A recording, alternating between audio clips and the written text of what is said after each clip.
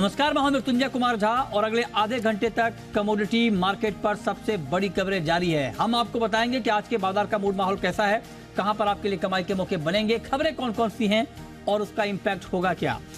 और लेकिन सबसे पहले हम बात करेंगे मानसून की। मानसून को लेकर खबर गर्म है, चर्चा में है मानसून, क्योंकि आमतौर पे 1 जून को मानसून केरल पहुंचता है, लेकिन इस बार डिले हो रहा है। इसके पीछे की वजह क्या है, कब तक मानसून पहुंचेगा, आगे की रफ्तार क्या होगी, इस पर हम सबसे पहले बात करेंगे। और इस पर बात करने के लिए हमारे साथ आईएमडी मौसम विभाग के सीनियर साइंटिस्ट डीएस पई साहब जुड़ रहे हैं। पई साहब, बहुत बहुत स्वागत है आपका जी बिजनेस पर। मेरा सबसे पहला सवाल डीएस पई जी आपसे ये होगा कि मानसून के अराइवल में देरी क्यों हो रही है?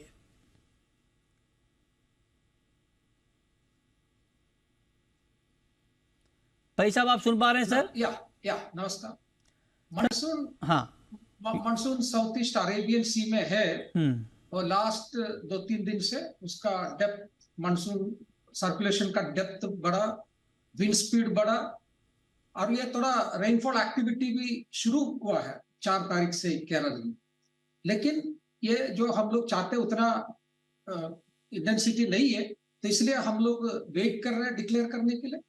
एट द सेम टाइम, जैसा आपने बताया, अभी एक डीप डिप्रेशन, मॉर्निंग में लो प्रेशर सिस्टम था साउथ ईस्ट अरेबियन सी में, वो सिस्टम अभी इंटेंसिफाई होके एक डीप डिप्रेशन फॉर्म हुआ है और ये at present south east Arabian Sea और जो ईस्ट सेंट्रल अरेबियन सी उसके पास का एरिया में है और थोड़ा 13 किलोमीटर स्पीड में लास्ट 6 आवर्स में मूव कर रहा है। ऐसे ये अभी नॉर्थवर्ड कंटिन्यू होगा। ये स्ट्रॉन्ग सिस्टम है अभी और ये नेक्स्ट आज रात तक साइक्लोनिक सिस्टम भी बन जाएगा। So by looking into its interaction और उसका मानसून के साथ जो इंटरेक्शन हो रहा है, ये कारण से थोड़ा देरी हो रही है। तो हम लोग डे टू डे, आज तो अभी नेक्स्ट 24 आवर्स में पॉसिबिलिटी नहीं है, लेकिन हम लोग अगेन कल मॉर्निंग में सिचुएशन देख करके मानसून के बारे में अपडेट देते रहेंगे। सो एज ऑफ नाउ ये इंटरेक्शन चल रहा है मानसून और ये स्ट्रॉन्ग सिस्टम के कारण अभी हम लोगों को 24 आवर्स एवरी 24 आवर अपडेट करते रहेंगे। सो यदि कंडीशंस जैसे मैंने बताया, मानसून का पूरी तरह अरेबियन सी में है, उसका डेप्थ है, विंड स्पीड है, थोड़ा बारिश भी थोड़ा बढ़ गया और कंडीशंस फेवरेबल होता है तभी मानसून हम लोग ये कर सकते हैं। लेकिन एज ऑफ नाउ हम लोग अपडेट एवरी 24 आवर्स अपडेट देते रहेंगे। Exactly, नेक्स्ट मॉर्निंग कल आपको अपडेट देंगे। राइट, ये आपने बहुत डिटेल में बताया, लेकिन मैं थोड़ा जो आम दर्शक हैं, जो हमें देख रहे हैं, जो ऑडियंस हैं, उनके लिहाज से मैं थोड़ा इसको और डिकोड करना चाह रहा हूँ। मतलब आप ये कह रहे हैं कि अभी अरब सागर में मानसून रुका हुआ है, right sir? Yes yes, okay, last एक 4-5 दिन से रुका, 4-5 दिन से रुका हुआ है। अब मेरा अगला सवाल इस पर आपसे ये होगा कि जो ताज़ा अपडेट आया है उसमें आपने भी कहा कि जो साइक्लोनिक स्टॉर्म वहाँ पे बन रहा है, चक्रवाती तूफान अरब सागर में है। तो एक तरफ तो आप कह रहे हैं कि अरब सागर में मानसून रुका हुआ है और दूसरी तरफ चक्रवाती तूफान आ गया है। तो ये जो चक्रवाती तूफान है, जो साइक्लोनिक स्टॉर्म है, क्या ये मानसून को ज्यादा डिस्टर्ब कर सकता है या कर रहा है? देखिए, एज ऑफ नाउ आज उसका थोड़ा मानसून फ्लो, मॉइस्चर, पूरा विंड सभी स्ट्रॉन्ग है लेकिन मॉइस्चर फ्लो सिस्टम के साथ जा रहा है। कभी कभी क्या होता है, एज सिस्टम नॉर्थवर्ड मूव होगा, मानसून के साथ डिटैच होना शुरू होगा।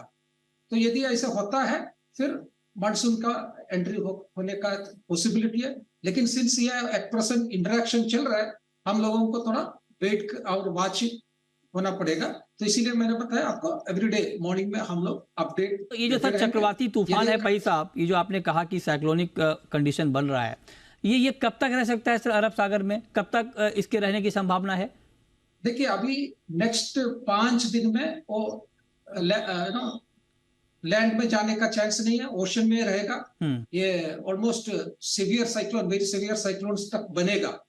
लेकिन उसके बाद मॉडल्स दिखा रहे हैं नॉर्दर्न अरेबियन सी में जाते जाते थोड़ा वीक होगा बिफोर एज ऑफ नाउ जो लैंड में जो हिट करेगा उसका एक्सैक्ट अभी बोलना मुश्किल है, क्योंकि 5 दिन तक वो ओशन में रहेगा, उसके बाद ही हम लोग बोल सकेंगे। So as of now next 5 days system Arabian Sea में रहने का। Okay, slowly it is moving northward. ये इंटरेस्टिंग है सर, जो बात आप कह रहे हैं कि मतलब 5 दिन तक आप कह रहे हैं कि जो साइक्लोन है वो अरेबियन सी में रहेगा। मैं आपसे, चूंकि आप साइंटिस्ट हैं, आप बेहतर तरीके से बता पाएंगे, अगर 5 दिन ये साइक्लोन अरेबियन सी में रहता है तो क्या साइक्लोन के अरेबियन सी में रहते हुए मानसून का अराइवल मुमकिन है, या आपको लगता है कि जब अरेबियन सागर से निकलेगा तूफान तभी मानसून आएगा? मतलब मैं ये जानना चाह रहा हूं कि क्या ये संभव है कि अरेबियन सी में साइक्लोन रहे और मानसून भी आ जाए केरला में? देखिए, मैंने जैसे बताया ये अभी दोनों बहुत पास में है, तो इसलिए दोनों इंटरेक्ट कर रहे हैं। ओके, उसका इम्पैक्ट फील हो रहा है मानसून के ऊपर। लेकिन थोड़ा थोड़ा वो नॉर्थ जाते जाते एक तो वो डिटैच हो सकता है कभी भी 24 टू 48 आवर्स में। तो मानसून सेपरेट होगा, सिस्टम सेपरेट होगा, तो उसमें पॉसिबिलिटी है। तो इसीलिए मैंने बताया हम लोग कंटिन्यूसली वॉच कर रहे हैं कब वो सिस्टम मानसून से डिटैच होगा। एक बार डिटैच हो गया सो मानसून ऑनसेट होने का पॉसिबिलिटी बनेगा। तो अभी आपको आज सर दिखा है कुछ सिस्टम में डिटैचमेंट, या अभी कल तक का वेट करना पड़ेगा? नहीं, इसीलिए मैंने बताया हाँ, आपको कल हम लोग अपडेट देंगे। इसीलिए मैंने पहले ही बताया। हाँ, अभी दोनों इंटरेक्ट कर रहे हैं, हाँ, तो इसलिए हम लोग बोलने में मुश्किल है। कल सवेरे अगेन हम लोग उसका रिव्यू करेंगे, तो कैसे डिटैच हो गया तो that is will become possible. Okay, ये बहुत बहुत इंटरेस्टिंग सर, आपसे बात करके मजा आ रहा है कि आप मानसून को जिस तरह से डिकोड कर रहे हैं हमारे ऑडियंस के लिए बहुत अच्छी बात है। अब मेरा नेक्स्ट क्वेश्चन आपसे ये होगा पई साहब कि ठीक है, मान लीजिए 2-4 दिन की देरी से मानसून केरल पहुंच जाता है, लेकिन क्या केरल में जो मानसून का आगमन होगा वो कमजोर होगा या धमाकेदार एंट्री होगी?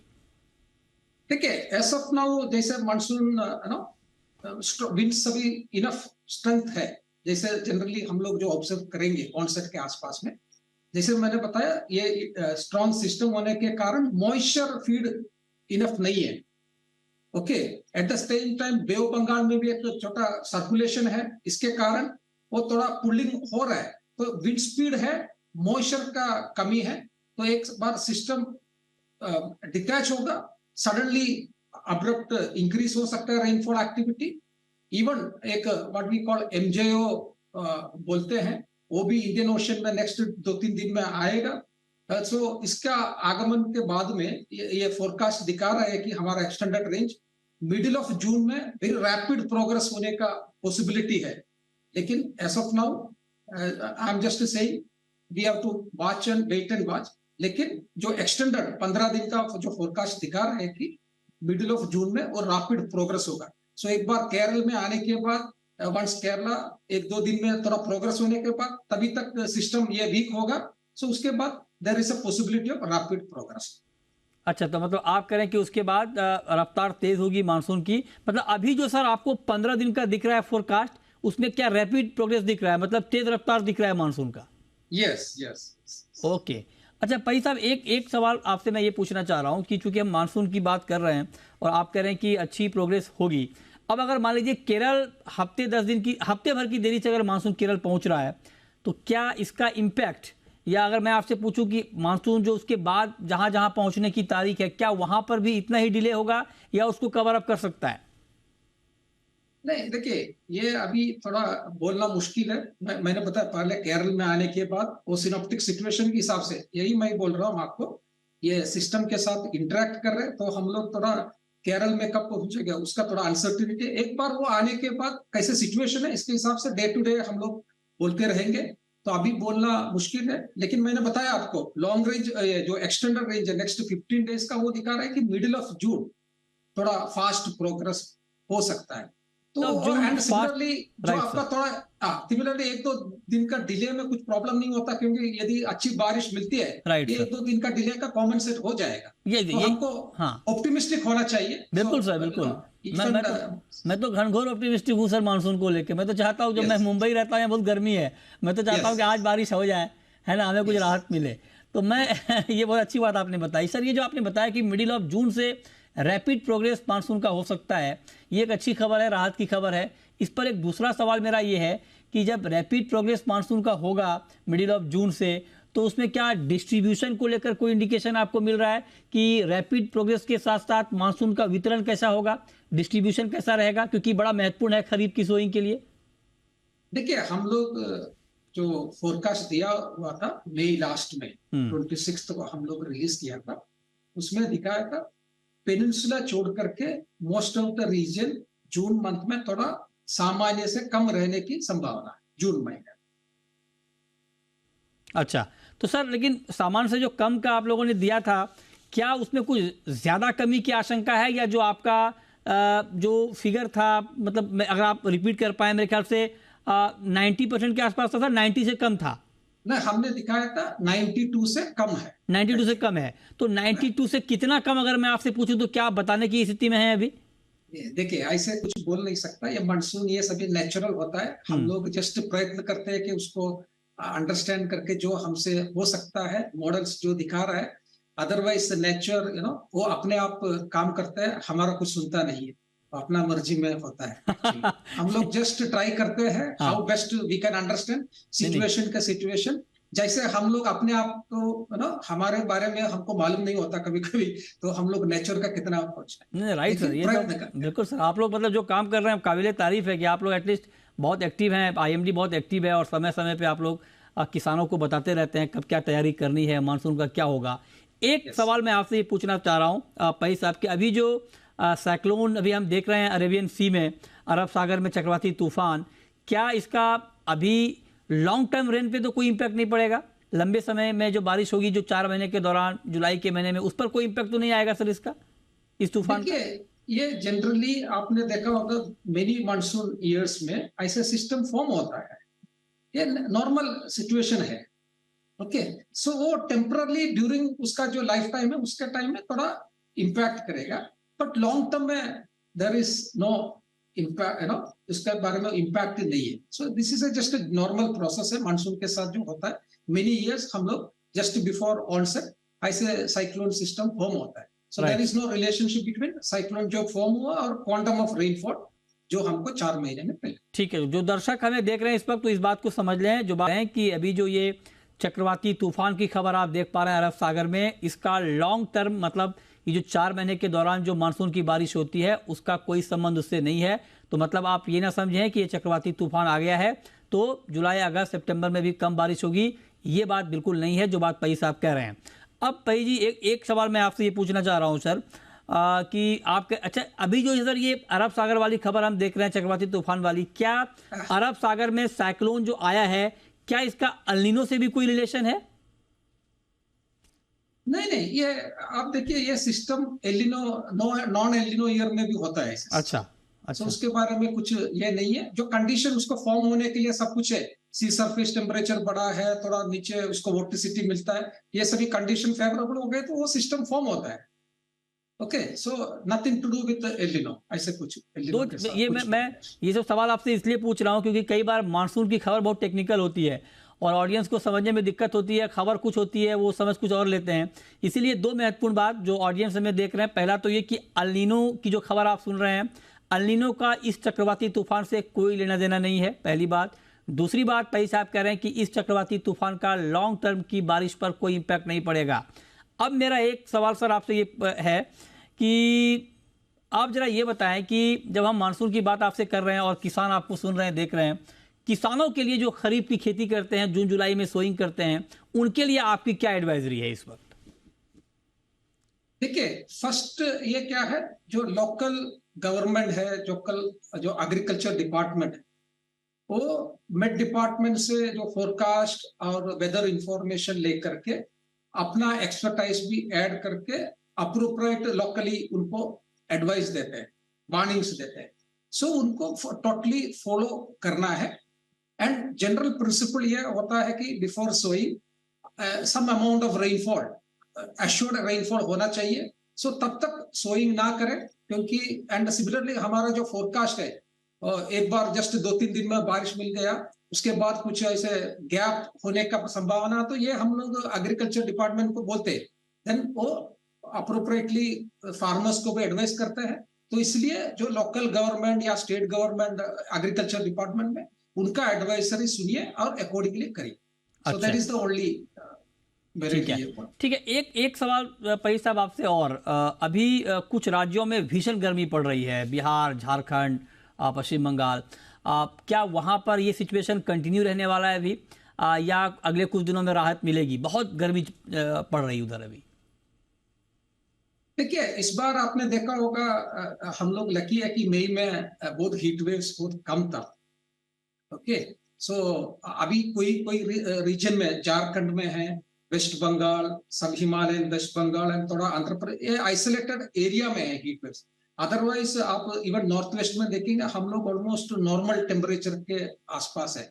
यही एक कारण भी है कि मानसून है ना अरेबियन सी में तक आ गए, उसको एक थोड़ा पुश चाहिए लैंड में जाने के लिए। टेम्परेचर यदि बहुत अच्छा ना ज्यादा होता, जल्दी मानसून आ भी सकता था। तो ये जो मैंने बताया आइसोलेटेड हीट वेव, ये और थोड़ा 1-2 दिन में कंटिन्यू होने की संभावना है। ऐसे ही, क्योंकि उस एरिया में अभी इमीडिएटली बारिश मिलने का ये नहीं है, तो ये कंटिन्यू। और मुंबई वालों का क्या होगा सर? यहाँ बड़ी गर्मी पड़ रही है, यहाँ कब बारिश करवाएंगे आप? मुंबई में मानसून कब? देखिए, मुंबई का क्या है, टेम्परेचर से भी ज्यादा ह्यूमिडिटी है, तो इसलिए आपको ज्यादा अनकंफर्टेबल फील होता है। देखिए, आपका 35-36 डिग्री में आपको जो है ना परस्पिरेशन से नहीं जाता, तो वो शरीर में रहता है, इसीलिए ज्यादा मुश्किल होता है। एक्चुअली यदि इवापोरेट हो जाता है ना आपका बॉडी से, इतना नई प्रॉब्लम नहीं आता होगा। तो ये लोकल ये है आपका। या सो जैसे आपने मैंने बताया, केरल में एक बार आने के बाद हमें कुछ आइडिया मिलेगा, एटलीस्ट सम थंडरस्टॉर्म एक्टिविटी शुरू होगा एक बार केरल या सदर्न पेनिनसुला में आते ही। मुंबई, गोवा, ये एरिया में सभी थंडरस्टॉर्म एक्टिविटी होगा। मुझे लगता है वही एक टाइम है जब आपका टेम्परेचर या हीट से कम होने की पहुंच। बहुत बहुत धन्यवाद डीएस पई साहब आपका। आपने बहुत ही डिटेल में और बहुत ही आसान भाषा में आपने समझाने की कोशिश की मानसून की इस खबर को और मानसून के इस अपडेट को। बहुत बहुत शुक्रिया आपका जी बिजनेस के साथ जुड़ने के लिए। चलिए, तो ये मानसून को लेकर पूरा अपडेट आपके मन में, मेरे ख्याल से मैंने पूरी कोशिश की कि वो सारे सवाल पूछे जाएं आईएमडी से जो आप जानना चाहते हैं, समझना चाहते हैं। चलिए आगे बढ़ते हैं। हमारे साथ दो और एक्सपर्ट हैं, अखिलेश जैन साहब हैं टेक्निकल आईक्यू के, और रवि दियोरा हैं कुंवर जी ग्रुप के। आप दोनों का बहुत स्वागत है। रवि जी, गोल्ड और सिल्वर आज शाम के लिए क्या ट्रेड करने के लिए ठीक ठाक कमोडिटी है ये दोनों, या अभी थोड़ा इंतजार किया जाए, रुका जाए? मेरे हिसाब से गोल्ड में आज इवनिंग में मुझे लग रहा है कि थोड़ा जो शॉर्ट कवरिंग बना है शायद और जारी रह सकता है। पर्टिकुलर वहां पे मुझे ज्यादा दिक्कत नहीं लग रहा है, क्योंकि डॉलर इंडेक्स एंड ट्रेजरी दोनों स्टेबलाइज हुए हैं, तो मुझे लग रहा है कि इसका फायदा शायद आज इवनिंग के टर्म्स में प्राइसेस को मिलेगा। साथ में अगले मंथ के ट्यूसडे तक कोई इंपॉर्टेंट इकोनॉमिक इवेंट यूएस में नहीं है, तो मुझे लग रहा है कि अब थोड़ा कंसोलिडेशन होगा। एक रेंज बाउंड एक्टिविटीज में एक्सपेक्ट कर रहा हूँ, बट स्टिल आई थिंक 60,000 के करीब प्राइसेस चल रहे, बाय करके चले गोल्ड में। स्टॉप लॉस लगा है डाउन साइड 59,800 का, और अपर साइड मुझे लग रहा है कि 60,400 तक के टारगेट देखने को मिल सकते हैं। मुझे लग रहा है कि आज इवनिंग में एक अच्छा शॉर्ट कवरिंग देखने को मिल सकता है। ओके, इवनिंग में आप करेंगे एक शॉर्ट कवरिंग देखने को मिल सकता है। अब अखिलेश जी, टेक्निकल चार्ट पर गोल्ड का टारगेट आपको क्या दिख रहा है आज के लिए? मुझे नमस्कार मृत्युंजय जी, मुझे लगता है कि गोल्ड जो बार बार कॉमेक्स लेवल 1938 से सपोर्ट ले रहा है और यहाँ पे एक रैली दे रहा है, तो यहाँ पे डिप्स पे गोल्ड को बाय करते काम करना चाहिए। 59,900 के आसपास या नीचे भाव मिलते हैं तो वहाँ पे डेफिनेटली बाय करना चाहिए। 59,750 का स्टॉप लॉस लगाइएगा आप। मुझे लगता है कि गोल्ड आज 60,350 के आसपास के लेवल को टच करना चाहिए, तो गोल्ड में बाय ऑन डिप्स की रणनीति आप अपना सकते हैं। ऑन डिस्क की रणनीति आप कह रहे हैं कि अपना सकते हैं, इस पर आप नजर रखिए। ठीक है, ये बात हो गई गोल्ड की। अब जरा सिल्वर पर जरा बताएं अखिलेश जी, टेक्निकली क्या सिल्वर का मार्केट इस वक्त तैयार है ट्रेड के लिए? छोटा ट्रेड करना है तो सिल्वर में भी यहाँ पे एक बाय ऑन डिप्स की रणनीति आप रख सकते हैं 72,000 के आसपास, बट इसमें आप एंट्री करिए। इसमें आप 71,800 के नीचे का स्टॉप लॉस लगा सकते हैं 72,700 से 800 के लिए, बट इसमें I am not strongly convince, तो आप स्टॉप लॉस के साथ काम करिए सिल्वर के अंदर। ठीक है। अच्छा, क्रूड में रवि जी गिरावट है और गिरावट बढ़ती हुई दिख रही है, इसके बावजूद कि ओपेक प्लस ने फैसला लिया कि आगे भी उत्पादन कटौती रहेगी, लेकिन मार्केट इस खबर को बहुत सीरियसली लेता हुआ दिख नहीं रहा है। तो पहले तो ये बताएं कि इसके पीछे की वजह क्या है और क्या ये गिरावट अभी और बढ़ने वाली है? इसके पीछे की जो सबसे बड़ी वजह है वो है एकला चालू है जो पॉलिसी अपनाई है एंड पर्टिकुलर सिर्फ सऊदी ने अपने प्रोडक्शन कट लिया है, दूसरे कोई भी मेंबर एग्री नहीं हुए थे। ये काफी टाइम्स के बाद मीन्स ऑलमोस्ट 2 साल के बाद ऐसा हुआ है कि ओपेक में कुछ डिसएग्रीमेंट हुआ है। तो मुझे लग रहा है कि इस हिसाब से प्राइसेस में कुछ ज्यादा उसका इम्पैक्ट नहीं आया, क्योंकि अकेले सऊदी अगर कट करेगा तो सामने नॉन ओपेक में देखे तो यूएस अपना प्रोडक्शन लगातार बढ़ा रहा है और उसके इन्वेंट्री लेवल्स पर डिस्पाइट कि वो फुलफिल कर रहा है अपनी जो स्टोरेज है, फिर भी उसके इन्वेंट्री लेवल ऐसा इंडिकेशन दे रहा है कि वहां पे प्रोडक्शन हाइक है। तो मीन्स इससे क्या होगा कि सऊदी से बड़ा एक जो मार्केट शेयर है वो यूएस कंपनियां ले रही है, तो ये एक चेंज होगा। इससे सप्लाई को कोई ज्यादा इम्पेक्ट होने वाला नहीं है और इस हिसाब से क्रूड के प्राइसेस में एक अच्छी गिरावट है। मुझे लग रहा है कि गिरावट और जारी रह सकते हैं, बट आई थिंक एक इंपॉर्टेंट सपोर्ट ध्यान रखें 5750 एक काफी इंपॉर्टेंट सपोर्ट डोमेस्टिक प्राइसेस में, और इंटरनेशनल प्राइसेस में ब्रेंट में 7430 के एक इंपॉर्टेंट सपोर्ट है। आई थिंक आज के लिए कोई ट्रेड लेना है तो सेल ऑन प्राइस रह सकते हैं, बट शॉर्ट टर्म ट्रेडर्स वहां पे कॉन्ट्रा जा सकते हैं सपोर्ट के करीब। इंट्राडे ट्रेडिंग में मैं एक्सपेक्ट कर रहा हूँ कि डाउन साइड 5750 तक के लेवल्स आ सकते हैं। लेवल स्पेसिफिक बेचना कहाँ है 5880 के करीब, 5920 के स्टॉप लॉस के साथ। तो मुझे लग रहा है कि डिस्पाइट की प्रोडक्शन कट हुआ है, बट जो डिसएग्रीमेंट हुई इससे मार्केट फॉरवर्ड लुकिंग अप्रोच ऐसा मान रहा है कि शायद नेक्स्ट 1 से 2 पॉलिसी में जो कट है वो रिवर्सल भी हो। ठीक है, चलिए अब हम शुरू करते हैं सवाल जवाब। पहला सवाल है दिनेश का, पूछिए दिनेश जी। सर नमस्कार। नमस्कार, पूछिए। सर मैंने 3 ट्रेड किए हैं। 5700 रुपए पे गवार सीड खरीदा है, 6200 रुपये पे धनिया खरीदा है और 2600 रुपए पे कोकोड खरीदी है। सर क्या करें? एक बार फिर से रिपीट करें। 5700 पे ग्वार लिया है आपने? हाँ, ये जुलाई वायदा और 2600 पे कोकोड लिया है सर। ठीक है, हाँ। 6200 पे कोरिएंडर लिया है सर। कोरिएंडर लिया है, तो जरा बताएं अखिलेश जी कैसा ट्रेड है इनका, करना क्या चाहिए? 5700 पे ग्वार लिया है, जुलाई का वायदा, 2600 पे कॉटन सीड ऑयल केक और 6200 पे कोरिएंडर धनिया। सबसे बड़ा अभी इशू यही है कि फॉलोअर जो एग्री पैक है रेस्ट ऑफ जीरा, सारा का सारा पैक ही काफी ज्यादा स्लगिश और डाउन साइड मूवमेंट दे रहा है और मुझे लग रहा है कि डाउन साइड है अभी 1-2 वीक और कंटिन्यू रहेगी। धनिये में अगर आपको उछाला मिलता है 6225 के आसपास तो वहां पे एक्सिस का पॉलिसी रखिए। रेस्ट इसमें 5900 का एक स्टॉप लॉस लगा सकते हैं, तो एक बार एग्जिट की रणनीति रख सकते हैं जीरा के अंदर 6200 के आसपास। वहीं गवार सीड अगर 5600 के नीचे अगर बंद रहता है तो यहाँ पे भी 5500 के नीचे जुलाई वायदा बंद रहता है तो यहाँ पे भी सैलॉन राइस की रणनीति रख सकते हैं। तो एक बार आप पोजीशन को एग्जिट कर लीजिए जब तक भाव 5500 के नीचे बंद है। लास्ट फोकवर्ड है, मुझे उसमें भी अभी डाउन साइड लग रहा है 2575 के नीचे क्लोजिंग पे और 2400 तक के भाव लग रहे हैं। तो मुझे अभी ओवरऑल एग्री पैक में रेस्ट ऑफ जीरा अभी सेलिंग प्रेशर लग रहा है और ये सेलिंग प्रेशर मुझे एटलीस्ट 2 वीक्स तक लग रहा है। तो अगर आप शॉर्ट टर्म ट्रेडर है तो यहाँ पे एग्जिट कर लीजिए अपनी पोजीशन को राइट पे, और हाजी ट्रेडर है तो यहाँ से अगर फॉल आता है इन कमोडिटीज में 1 से 2% और तो वहां पे फिर एक्यूमुलेट कर सकते हैं, बट फॉर शॉर्ट टर्म आप एग्जिट करिए सैलॉन राइट होने पर। ठीक है, ओके। तो ये तीनों कमोडिटीज पर आपके लिए व्यू कि आपको आगे इसमें करना क्या है। नेक्स्ट कॉलर मंजीत हैं राजस्थान से, पूछिए मंजीत जी। हाँ सर, मैं किसान और मेरे पास 100 क्विंटल कॉटन है। 100 क्विंटल कॉटन है? हाँ जी, इस पर 1 महीने के लिए आउटलुक चाहिए। 100 क्विंटल कॉटन है, आप किसान हैं। बताइए रवि जी क्या करना चाहिए इनको? मेरे हिसाब से जो स्पॉट में प्राइसेस में गिरावट आई है, काफी स्टीप गिरावट है, लगातार देखे तो शायद फार्मर है तो उसके पास रो कॉटन होगा, तो रो कॉटन में मुझे लग रहा है कि प्राइसेस में जो गिरावट है वो ओवरडन हो चुकी है। एक उछाल देखने को मिल सकता है शॉर्ट टर्म, वो शॉर्ट टर्म उछाल मेरे हिसाब से 1580 से 1600 तक मिल सकता है, बट यस 1600 के बियॉन्ड प्राइसेस सस्टेन होने से फंडामेंटल अभी कम है। मुझे लग रहा है कि अभी रुकना चाहिए, अभी नहीं बेचना चाहिए, बट अगर प्राइसेस आपको 1600 के करीब मिल जाता है तो मेरे हिसाब से आपको 100 क्विंटल जो आपके पास रो कॉटन पड़ा है मेरे हिसाब से उसमें से एग्जिट कर लेना है। चलिए, बहुत शुक्रिया रवि जी आपका, अखिलेश जी आपका जुड़ने के लिए, बताने के लिए आज कहां पर कमाई के मौके बन सकते हैं।